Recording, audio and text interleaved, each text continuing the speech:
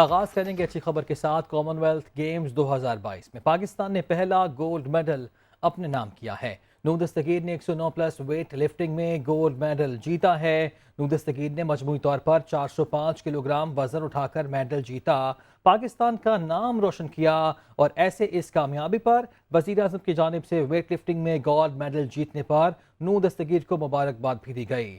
Well done but صاحب، وزیر اعظم شہباز شریف کی جانب سے یہ ٹویٹ کیا گیا اور ان کی کارکردگی کو سراہا گیا۔ پاکستان کامن ویلتھ گیمز میں ایک اور گولڈ میڈل اور ایک کانسی کے میڈل کے ساتھ 17ویں پوزیشن پر آ گیا ہے۔ ایونٹ میں 72 ممالک حصہ لے رہے ہیں۔ بیجنگ میں گیمز جاری ہیں۔ کامن ویلتھ گیمز 2022 میں پاکستان نے پہلا گولڈ میڈل اپنے نام کیا ہے اور پاکستان کا نام روشن کرنے والے نور دستگیر نے 109+ ویٹ لفٹنگ کیٹیگری میں گولڈ میڈل جیتا ہے۔ نور دستگیر نے مجموعی طور پر 405 کلو گرام وزن اٹھا کر میڈل اپنے نام کیا۔